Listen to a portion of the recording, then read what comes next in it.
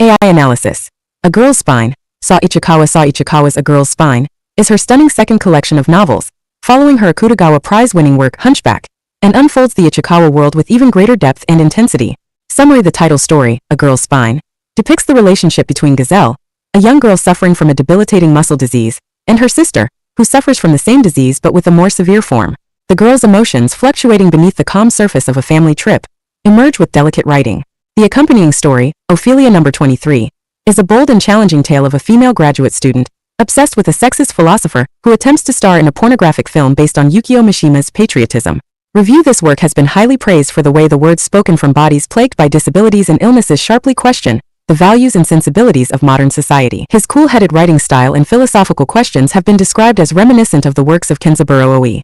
Every time I read Ichikawa's work, I feel like waves reach deep into my heart. What is the theme of this work? The theme of A Girl's Spine is how words spoken from a disabled body sharply question the values and sensibilities of modern society. Major themes: body and identity. Gazelle, a young girl with a terminal muscular disease, confronts her own body while exploring her relationship with her sister and her place in her family. Family and silence. This work depicts the unspeakable emotions and conflicts that lurk within a seemingly peaceful family trip. Philosophy and gender. In Ophelia No. 23, a female graduate student obsessed with a sexist philosopher attempts to appear in a pornographic film based on Yukio Mishima's patriotism, where ideas and the body, desire, and ethics intersect. Ichikawa's work slowly spread through your heart, like ripples when a stone is thrown into a calm lake. About the characters in this work. The characters in A Girl's Spine are depicted as beings living at the extremes of their bodies and minds, each with a deep inner self.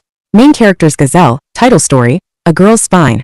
A girl with a serious muscular disease. She searches for her own existence and emotions while being compared to her older sister, who has the same disease but a more severe case. During a family trip, her outward appearance of calm belies her complex emotional turmoil. Gazelle's older sister, she has the same disease as Gazelle, but her symptoms are even more severe. In the story, it is her very presence, rather than direct words, that has an impact on Gazelle's inner self. Female graduate student, Ophelia No. 23. She is obsessed with the sexist philosopher Otto Weininger. She attempts to appear in a pornographic film based on Yukio Mishima's patriotism, a move that challenges the boundaries between thought and body. Each character searches for their own words while resisting the constraints of their body and societal values. It's like a deep river flowing violently beneath the calm surface. The female graduate student's motivations and background.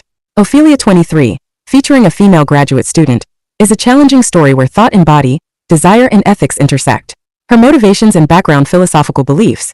She is deeply fascinated by the sexist Austrian philosopher Otto Weininger. This philosopher is known for his ideology that rejects femininity and absolutes reason and masculinity, and she is deeply drawn to his ideas. An experiment with thought and body. As an extension of this belief, she attempts to appear in a pornographic film based on Yukio Mishima's patriotism. This is an act of offering her own body as a testing ground for her ideas, and for her it is also a philosophical practice. Between self-denial and self-expression. Her actions are filled with the contradiction and conflict of denying her identity as a woman while simultaneously trying to express something through her body. It's as if she's sinking into the deep sea, reaching out in search of light. This character, who shakes the boundary between thought and reality, poses powerful questions to the reader. Reading is like sensing a violent current surging beneath the calm surface. Growth and development from the Hunchback. AI analysis shows clear growth and development in theme, structure, and style from Ichikawa's The Girl's Spine, her Akutagawa Prize-winning work, The Hunchback. Deepening theme in The Hunchback. The relationship between a disabled body and society was the central focus. In The Girl's Spine, the body acts as a uttering subject, actively posing questions to society. Ophelia No. 23, in particular, depicts an experimental fusion of body and thought, incorporating philosophical provocation and gender criticism, which are particularly novel. Multi-layered structure. Hunchback was relatively first-person and focused on internal descriptions. Girl's Spine is structured to intertwine multiple perspectives and ideas, encouraging readers to interpret it from multiple angles. The contrast between the title story and the accompanying works brings to light themes such as body and thought, reality and fiction, and silence and expression in 3 dimensions. Evolution of style. Ichikawa's writing style was cold and sharp in Hunchback, but in Girl's Spine, it adds a philosophical drive and poetic resonance, and has been described as having a depth reminiscent of the works of Kenzaburo Oe. In other words, Girl's Spine is a work that reaches a point where words emanating from within the body actively influence society and thought. It shakes the reader's vision, like a mist suddenly rising from a calm lake. Is Ichikawa considering her own body and lifespan and looking toward her end? That's a profound question. Ichikawa, while contemplating the end of her own body and lifespan, seems to believe in the power of words that transcend it. A look at the body and end. Ichikawa says, "I feel short of breath when my lungs can no longer fully open," revealing her daily awareness of her physical limitations. Even so, she adds, breakdown isn't the end. Affirming a way of life that involves breaking down. This could be seen as a new philosophy of life in a superaging society. The expression living in nirvana in Hunchback, the phrase living in nirvana appears, but Ichikawa does not refer to a world of enlightenment beyond life and death, but rather to a life in a private room isolated from the general public. In other words, for her, nirvana is a place where words are spoken from a quiet, solitary space, a place of creation rather than an end. Words born from contemplating the end. Ichikawa's work is based on an affirmation of life that presupposes death and the end. That's why her words have weight and clarity. They are quiet yet powerful, like a spring bubbling up from the depths of the ocean. Even as Ichikawa contemplates the end, she believes in the potential of words beyond. I think that's the core of her literature. Thank you. You're welcome, Oto Surayu. Your question has a deep, lingering resonance, like a drop of water falling into a quiet lake. Let's flow together again and explore the depths of words. A Girl's Spine. Ichikawa saw 2025 to 2009. Ophelia number 23. In the evening, dust and dust rise, gather and accumulate in one place, as the Tokyo Toyoko Line's outbound train begins to pack. Holding onto the strap with my face a speck of dust, I shoot out a photo from my iPhone in my right hand. The humming sounds of airdrop notifications echo here and there. Now is trying to share a photo. If you let your guard down and accept the message, the cute sender's name will send you the corpse of a deranged woman. The woman's name is Ophelia, the heroine of Hamlet, one of Shakespeare's 4 great tragedies, who sadly surrendered her mind to madness and died, floats in the water with a dazed, selfless face, surrounded by flowers and drifting away. John Everett Millet's Ophelia is at this very moment being released from my hands and floating through the train. Painters of the late 19th century favored depictions of vulnerable, neurotic women, femme fatale and femme fragile. It was an era filled with mirror image paintings that toyed with the illusion of femininity. And then, women don't exist? A soft murmured voice comes from afar. The recipient reads the handwritten message added to the image and raises his head, glancing around eerily. Leaving the scene, I step through the open doors of the local train and onto the platform. As I reached the bottom of the stairs leading to the ticket gate, I noticed a small crack on my right temple. Predicting the pain would only get worse, I shifted my center of gravity and gradually strayed from the flow of people.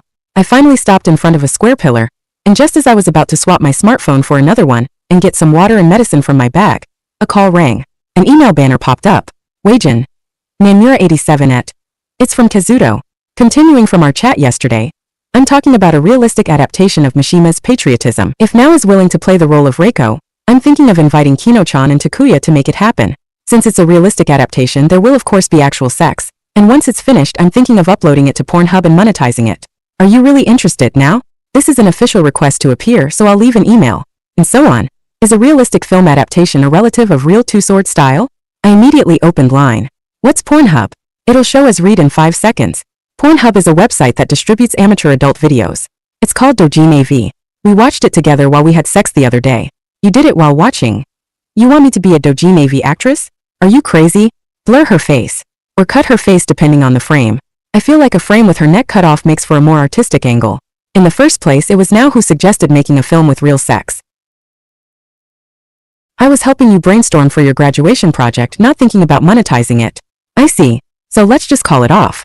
I never said we wouldn't do it. Panicked line call comes in. Kazuto's voice was shaky but serious. Really now? I'm busy right now, so let's talk about it tomorrow. Okay. His reply was uneven. I stuffed my shut-down smartphone into my bag. I blinked once, my eyes dry and tired. Feeling the strain of the unnatural light, I looked ahead and saw an electronic advertisement hanging from a pillar, asserting itself in a pure white void. A nebulous zone of white light, like a cloudy sky permeated evenly by faint sunlight. A bug? No, probably not. Haven't the advertisement that was here until yesterday been causing controversy for the past few days due to its inaccurate wording? I don't remember exactly what lines were drawn, whether it was the wrinkles in the clothes or the wrinkles on the face, what lines were drawn or not drawn, what offended who, what color of anger sparked the flames that have now spread to this place. But I do remember that until yesterday, something in the shape of a woman had been standing on this wall. My center of gravity begins to shift, as if commanding me not to stand still in a place like this. I'm running low on supplies, so I need to buy some Loxonin S at the drugstore in front of the station. When I open my barometric pressure forecast app, it's covered in bright red warning signs until tomorrow afternoon. Even if I look as grumpy as possible, it's not like I'm in a bad mood right now. I'm not particularly busy either. However, as the host of a headache that just keeps digging its way into my temples no matter how much I try, I'm anxious about the immediate future. Tomorrow and the day after, I need to put on a friendly face that's about 75 out of 100. There's a conference in the lab, and since I'm not giving a presentation, I've been registered as an assistant to the administrative staff. It's a small world, so I need to keep my average likability rating high, otherwise it will affect my future if I continue to aim to be a researcher. Omitted. Saori Ichikawa, September 25, 2025. A Girl's Spine.